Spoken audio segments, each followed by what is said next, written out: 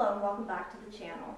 Today's short tutorial video is for those of you who are looking to avoid down dog in your practice for whatever reason. So some good alternatives for downward facing dog would be puppy pose, which I'll demonstrate for you. You're starting from your tabletop all fours position.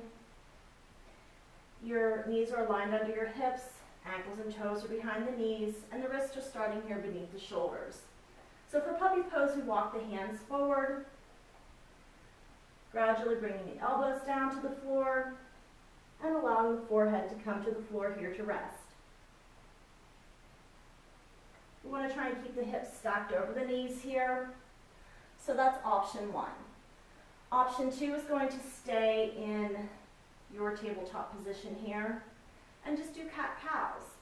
So we would inhale for our cow and exhale for our cat. Third option is going to be child's pose, simply sitting the hips back toward the heels, allowing the forehead to rest on the floor. So you can pick one of those options depending on your energy level of the day. So to get to the floor from standing, we sometimes cue people from their half lift, forward fold, to step back into your downward facing dog. So if we're avoiding downward facing dog that day, we'll simply step back with one foot, lower the knee, step the other foot back, and we're back to our tabletop position. And from here you could lower down to your belly if you're doing cobra, whatever might come next in the sequence. Another alternative to get to the floor from standing would be half lift, forward fold.